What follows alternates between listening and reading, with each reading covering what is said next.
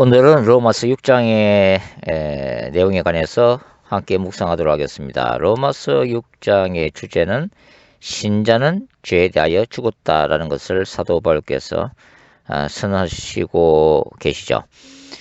로마서 6장은 내용상 크게 두 개의 구조로 되어 있다고 말씀드릴 수가 있습니다. 첫 단락은 6장 1절부터 13절이고 두 번째 단락은 14절부터 23절까지죠. 이 두 개의 단락이 시작되는 앞부분을 서로 비교하면은 이렇게 말씀을 드릴 수가 있습니다. 먼저 로마서 5장 20절부터 21절이 6장이 시작되는 바로 직전 전문맥이죠. 거기에는 이렇게 기록이 되어 있습니다. 율법이 가입한 것은 범죄를 더하게 하려 함이라. 그러나 죄가 더한 곳에 은혜가 더욱 넘쳤나니 이는 죄가 사망 안에서 왕노를 한 것 같이 은혜도 또한 의로 말미암아 왕노를 하여 우리 주 예수 그리스도로 말미암아 영생에 이르게 하려 함이니라. 그 다음에 바울은 6장 1절에서 소위 반어법적인 진술을 하고 있습니다. 그런즉 우리가 무슨 말 하리요? 은혜를 더하게 하려고 죄에 거하겠느뇨? 그 다음에 6장 2절 상반절에서는 바울은 부정을 하고 있죠. 그럴 수 없느니라. 그 다음에 2절 하반절에서는 바울은 재질문을 합니다. 죄에 대하여 죽은 우리가 어찌 그 가운데서 더 살리요? 마찬가지로 이 두 번째 단락에서도 바울이 그러한 형식을 사용하고 있는데요. 두 번째 단락의 그 전문맥이 로마서 6장 14절이라고 말씀드릴 수가 있죠. 여러분은 율법 아래 있지 않고 은혜 아래 있으므로 죄가 여러분에게 왕노를 할 수가 없습니다. 그렇게 선언했죠. 그런 다음에 15절 상반이라서 바울은 반어법을 사용하고 있습니다. 그런즉 어찌하리요? 우리가 법 아래 있지 아니하고 은혜 아래에 있으니 죄를 치으리요 라고 얘기한 다음에 그 다음에 15절 하반절에서 바울은 부정을 하고 있죠. 그럴 수 없느니라. 그 다음에 이제 16절에서 바울은 다시 재질문합니다. 너의 자신을 종으로 들여 누구에게 순종하든지 그 순종함을 받는 자의 종이 되는 줄을 너희가 알지 못하느냐. 그러니까 첫째 단락과 둘째 단락이었대요. 유사한 형식으로 이렇게 바울이 지금 글을 쓰고 있다는 것을 알 수가 있죠. 그리고 이 로마서 5장 20절부터 6장 23절까지의 내용을 보면 재미있는 구조로 되어 있는데요. 그것이 이제 A, B, A-, B- 이런 형식으로 기술이 되어 있습니다. 그러니까 로마서 5장 20절부터 21절까지는 율법이 아니라 은혜가 왕노를 한다라는 주제를 다루고 있죠. 그런 다음에 6장 1절부터 6장 13절까지는 그래서 죄를 짓겠느냐? 그럴 수 없다. 신자는 죄에 대하여 죽었다라고 바울이 선포를 하죠. 그 다음에 이제 6장 14절에서는 로마서 5장 20절부터 21절에 했던 내용을 다시 주장을 반복하고 있습니다. 이것을 A-라고 할 수가 있는데요. 6장 14절에 따라서 율법 아래 있지 않으므로 죄가 왕노를 하지 못한다. 그 다음에 15절부터 23절까지는 바울이 앞에서 얘기했던 B에 해당되는 6장 1절부터 13절까지의 내용을 다시 반복합니다. 그래도 죄를 짓겠느냐? 그럴 수 없다. 신자는 죄의 종이 아니다. 이렇게 이제 A, B, A-, B- 의 그 패턴으로 바울이 지금 기록하고 있다는 것을 우리가 알 수가 있습니다. 사도 바울은 원래 길리기아 다소 땅 출신이죠. 다소는 길리기아 지방의 정치적 수도이며 항구 도시로서 무역과 상업이 활달했던 곳입니다. 그리고 이 다소는 그 학문과 문화의 도시로도 잘 알려져 있는 비교적 큰 도시로 알려져 있습니다. 바울은 어린 시절부터 이곳에 있는 유대교 회당에서 철저한 율법 교육을 받았을 것입니다. 그리고 동시에 헬라식 학교를 다니면서 수사학과 논리학 그리고 변정법과 철학 교육도 받았던 것으로 추정이 되어집니다. 바울은 로마서 6장에서 자신의 그 칭의 복음을 전가하기 위해서 헬라식 수사법과 변정법적 논리를 사용하면서 그의 주장을 전개하고 있다는 것을 알 수가 있습니다. 물론 뭐 유대 문에도 이런 구조가 있겠지만 헬라 세계에서는 더 일반적이었다는 거죠. 아까 말씀드렸다시피 그 A-B, A-B- 같은 반복적 구조로 되어 있는데요. 바울의 논리를 풀어서 조금 알기 쉽게 설명하면 이렇습니다. 바울은 이렇게 말하고 있는 것 같은 거죠. 저는 A라고 생각합니다. 그런데 어떤 분은 제 주장에 대해 다르게 오해하고 있습니다. 그런데 그게 아닙니다. 저의 주장을 다시 들어보십시오. 그 내용은 이렇습니다. 라고 이제 B의 내용을 얘기하죠. 그렇기 때문에 제가 A라고 주장한 것입니다. A- 그런데 이 주장에 대해 또 어떤 사람들은 뭐라고 오해하고 있습니다. 제가 다시 설명하도록 하겠습니다. 그 내용은 이렇습니다. 라고 이제 B-의 그 내용을 똑같은 내용을 다시 반복을 하고 있다고 하는 거죠. 6장 1절에서 사도 바울은 신자가 은혜를 더하기 위해 역설적으로 고의적인 죄를 지을 수 없는 존재임을 강조를 합니다. 이 말의 의미는 신자가 칭의를 받고 난 이후에 절대로 죄를 지을 수 없는 그런 존재로 본성상 완전히 변화되었다 하는 그런 의미가 아닙니다. 더 정확히 말하면 신자는 어떤 존재죠? 죄에 대하여 이제는 충분히 싸울 수 있는 존재로 변화되었다는 것을 의미를 하고 있다는 것입니다. 계속 죄를 짓는다 해서 이 짓는다고 하는 헬라어 에피메노는 현재 능동태형인데요. 어떤 일정한 장소에 반복해서 머물거나 지속적으로 거주한다는 의미를 가지고 있습니다. 비유하자면 칭의 이전에 신자가 죄와 사탄의 지배 아래에서는 노예 상태로 있었다고 하는 것입니다. 그런 노예 상태로 머물렀던 바로 그 장소에 있었는데 이제는 그리스도로 말미암아 속박의 사슬이 끊어져서 빠져나온 자유의 몸이 되었다는 것을 의미하는 거죠. 그런데 이 자유의 몸이 되었음에도 불구하고 신자가 자신의 자유 의지로 이전에 이미 속박에서 벗어난 그곳에 그 죄악된 그곳에 머물러 있으면서 계속해서 죄를 고의적으로 짓는 상태, 그런 것들이 바로 이 에피메노다, 계속 머문다라는 헬라의 의미가 되겠습니다. 그러니까 바울은 죄와 사탄으로부터 신자들이 자유로워진 상태에 대해서 2절에서는 뭐라고 그래요? 죄에 대하여 죽었다라고 표현하고 있다고 하는 거죠. 이 죽다라고 하는 헬라 단어도 참 중요하죠. 아포스네스코라고 하는 헬라어인데요. 이 죽다라는 의미는 원래 단절을 의미하는 거였습니다. 이 죽다라고 하는 헬라어가 아포라고 하는 전치사와 스네스코라고 하는 단어로 형성이 되어 있는데, 이 아포라고 하는 전치사는 뭐뭐로부터의 완전히 분리된 상태, 이탈된 상태를 의미하는 거죠. 예를 들면 육체적 죽음은 육체와 영혼이 서로 분리되는 것을 말하는 것입니다.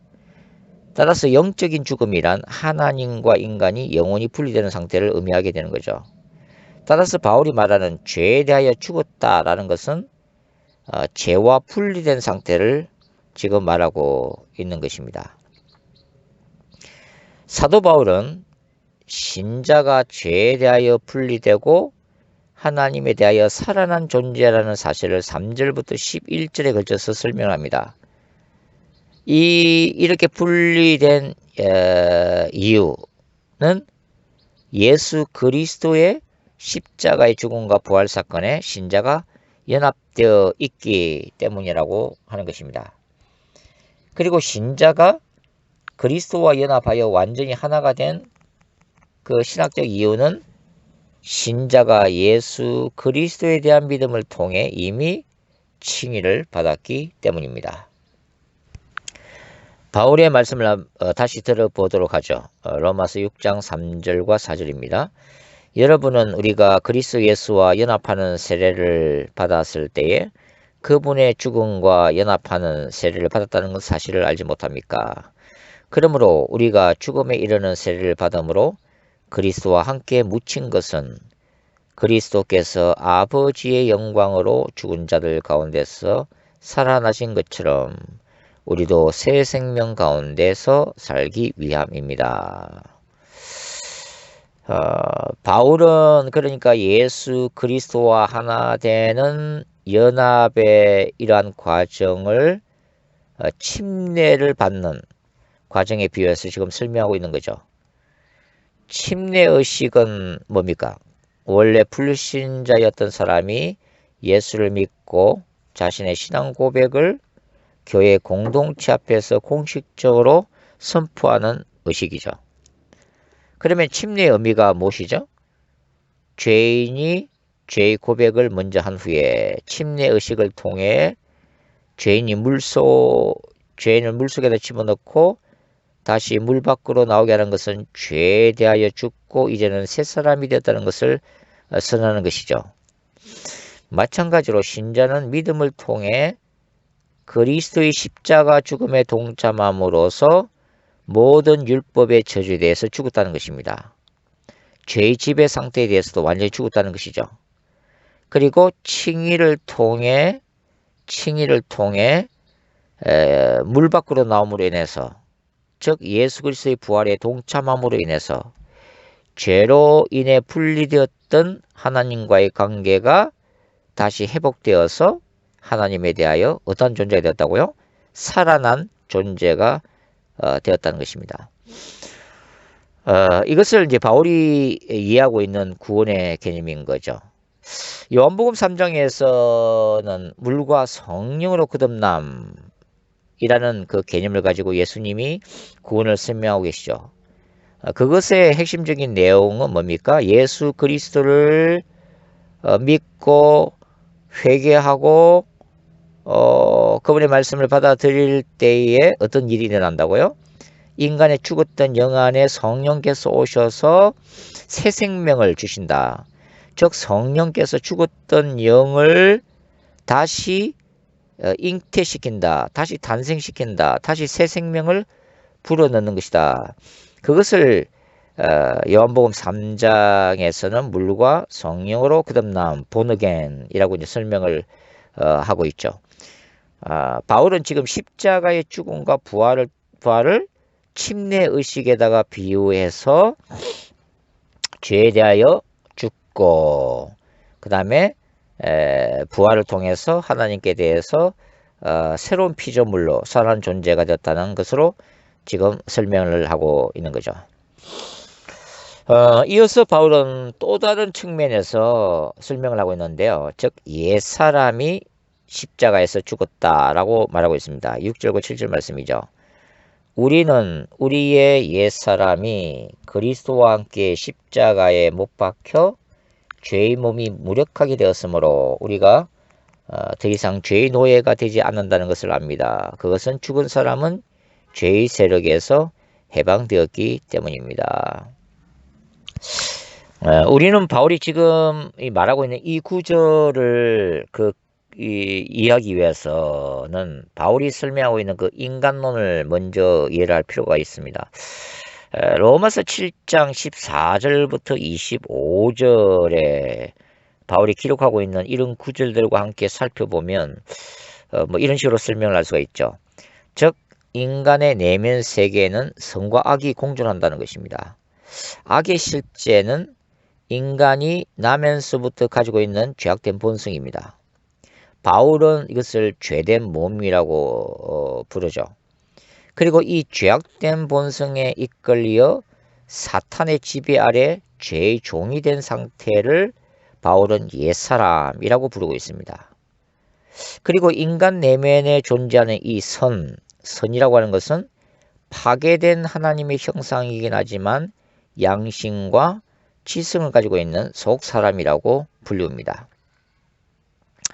일반적으로 예수 그리스도를 믿기 전에는 인간 내부의 이 옛사람이 내면 속의 속사람을 노예로 예속시키고 오직 옛사람의 그 죄악됨 본성에 기초한 그 옛사람의 모습만 두드러지게 외부로 나타나게 됩니다. 그러나 인간이 구원을 받게 되면 정반대 현상이 일어나게 되는 거죠. 즉 속사람이 성령의 능력으로 살아나게 되고 인간의 죄악된 본성에 이끌리던 옛사람이 죽게 됩니다. 이렇게 인간 내부 속의 속사람이 성령의 능력과 새 생명을 받아 두드러지게 내면적으로나 외적으로 그 인격적인 즉 하나님의 형상의 모습이 다시 드러나게 될 때 바울은 그 변화된 인격체를 고린도후서 5장 11절에서는 새로운 피조물이라고 부릅니다. 이러한 옛사람, 속사람과 비슷한 용어가 있는데요. 그것은 새사람이죠. 근데 에베소서 2장에 등장하는 이 새사람이라는 용어는 바울이 그 이방인과 유대인이 하나가 된 교회 공동체를 의미하는 교회론적 용어로 이 단어를 사용을 하고 있다고 하는 거죠.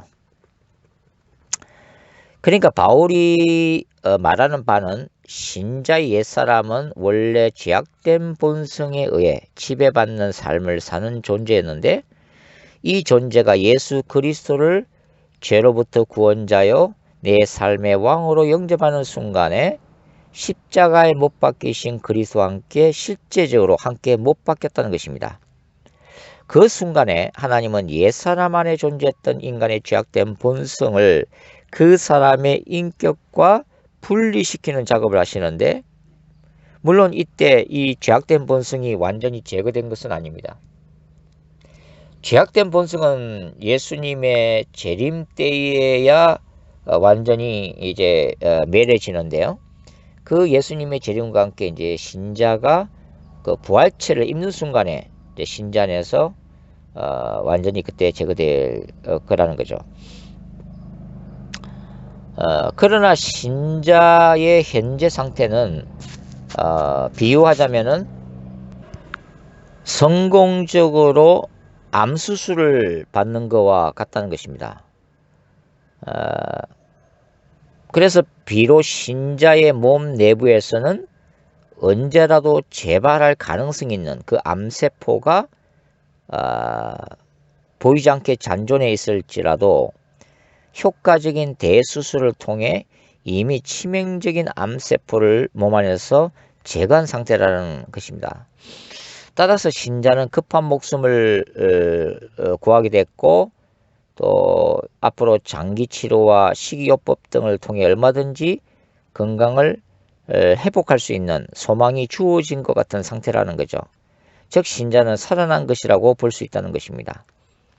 신학적으로 다시 말하자면 신자는 칭의를 통해 죄악된 본성과 어떤 상태라고요? 분리된 상태라는 거죠. 분리된 상태이고 새로운 성령의 능력이 몸 안에 이식되어 이제는 죄와의 관계는 끊어지고 하나님과의 관계에 있어서는 다시 살아난 것이라는 것입니다.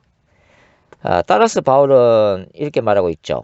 그리스도께서 죽으신 것은 죄에 대하여 단번에 죽으신 것이며 그리스도께서 다시 살아나신 것은 하나님에 대하여 살아나신 것입니다. 이와 같이 여러분도 여러분 자신을 죄에 대하여는 죽은 사람으로, 하나님께 대하여는 그리스도 예수 안에서 살아있는 사람으로 생각하십시오. 6장 10절과 11절 말씀입니다. 신자는 죄로 인하여 죽었던 영혼이 그리스도 안에서 다시 살아났으며, 종말의 때에는 예수 그리스도 안에서 육체적으로 다시 부활할 것입니다. 따라서 11절에서 바울은 이렇게 담대하게 선언하고 있죠. 이와 같이 여러분도 여러분 자신을 죄에 대하여는 죽은 사람으로, 하나님께 대해서는 그리스도 예수 안에서 살아있는 사람으로 생각하십시오. 그러니까 이런 이유 때문에 이제 신자는 죄에 대하여 죽은 사람으로서 예전처럼 살 수가 없다는 것입니다. 즉 예전처럼 죄유혹에 대해 본능적이고 즉각적인 반응을 하지 않게 된다는 거죠. 그 죄에 대하여 마치 죽은 사람처럼 되었으므로 죄유혹에 대해서 무반응하게 된다는 것입니다.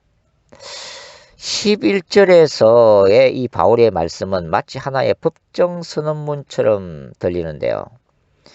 예수 그리스도 이름을 죄에 죽었다고 선포하고 하나님에 대해 살았다라고 선언하는 그런 의미로 들린다는 것입니다.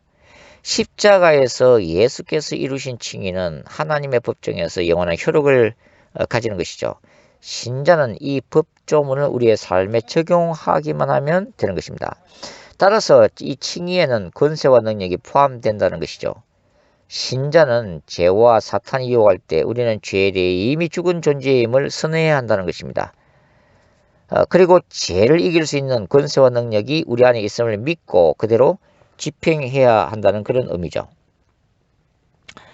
바울이 그 신자가 죄에 대하여 죽었다라는 사실을 강조하면서 12절과 13절에서는 죄에 이미 죽은 신자가 아직도 신자의 내면 안에 잔존하는 제약된 본성과의 싸움에서 계속적으로 싸울 것도 권면을 하고 있습니다. 이렇게 얘기하죠. 12절과 13절인데요. 또한 여러분의 몸을 불의를 행하는 도구로 죄에게 내어주지 말고 죽은 자들 가운데서도 살아난 자들답게 여러분의 몸을 의를 행하는 도구로 여러분 자신을 하나님께 드리십시오. 바울이 사용하는 핵심적인 단어가 바로 의를 행하는 도구라는 표현인데요. 이러한 표현보다는 개역 개정 성경처럼 의의 병기라는 번역이 더 적절하다고 저는 생각합니다. 이 병기에 해당하는 헬라어 호프라는 전투를 위한 무기를 의미하고 있기 때문입니다. 그러니까 바울의 신학적 개념으로 볼 때 신자들은 이제 새로운 종말론적 전쟁 상황, 치열한 전투 상황에 직면해 있다는 것입니다. 다시 말하자면 주 예수께서 신자들을 죄와 사탄의 노예된 상태로부터 그분의 십자가에서의 종말론적 거룩한 전쟁을 통해 이미 구원해 내셨다는 것입니다. 그리고 십자가에서 종말론적 거룩한 전쟁의 승리는 이미 예고되었다는 것입니다. 그러나 거룩한 전쟁을 통해서 하나님 나라의 능력이 비록 신자의 내면 속에 임했지만 아직 완성된 것은 아니라는 거죠. Already but not yet입니다. 따라서 신자의 내면 속에 존재했던 사단의 갱관지는 무너졌고 악의 권세는 깨어진 상태지만, 그리고 죄의 완전한 속박 상태, 사탄의 감옥에서부터 풀려 나온 것은 사실이지만, 그럼에도 불구하고 주님의 재림 때까지 신자들이 악의 근세로부터, 죄의 근세로부터 완전히 해방된 것은 아니라는 것입니다. 즉 아직도 결정적인 전쟁에서 승리는 했지만 아직도 곳곳에 뭐가 있어요? 적의 패잔병들이 도처에 아직은 깔려 있다고 하는 것입니다. 사탄과 악의 근세가 예수님 오실 때까지는 여전히 살아있다는 것이죠. 그러한 패잔병들은 하나님의 주권 안에서 활동하다가 주님이 오시는 그날, 재림의 날 어떻게 돼요? 궁극적인 심판을 받고 영원한 불못으로 던져질 것입니다. 그날까지 신자들은 악의 패잔병들과 계속해서 싸워야 하는 거룩한 사명을 부여받고 있다는 것입니다. 바로 신자의 내면 속에 남아있는 죄의 권세와의 투쟁이요, 악의 권세와의 남은 전투가 존재한다는 것입니다. 그러나 예전에 죄에게 바쳤던 희생 제물이었던 불신 영혼들이 이제는 예수 그리스도의 거룩한 신부들이 되었다는 사실은 놀라운 축복이라고 할 수 있죠. 예전에 사탄에 의해 영적 죽임을 당했던 군사들이 그리스도 안에서 다시 부활하여 이제는 죄를 정복하는 정복자의 자리에 서게 되었다는 것입니다. 그리고 이제는 제왕인 사탄을 대적하는 강력한 하나님의 군대가 되었다는 거죠. 바울은 그러한 개념을 가지고 신자들이 수행해야 될 그 종말론적 거룩한 전쟁을 지금 독려하고 있는 것입니다. 신자들의 몸을 더 이상 죄를 위해 바치지 말고 의를 위해 바칠 것을 바울은 로마서의 독자들에게 지금 격려하고 있다는 것입니다.